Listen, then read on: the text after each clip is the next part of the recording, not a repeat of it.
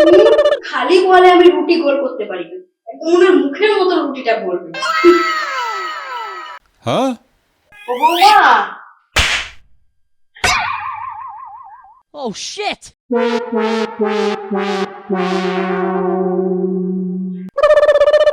মা, আপনি? ছি ছি, বউটা কি অধঃপতনে গেছে? আমার কাছে চড় মারলে?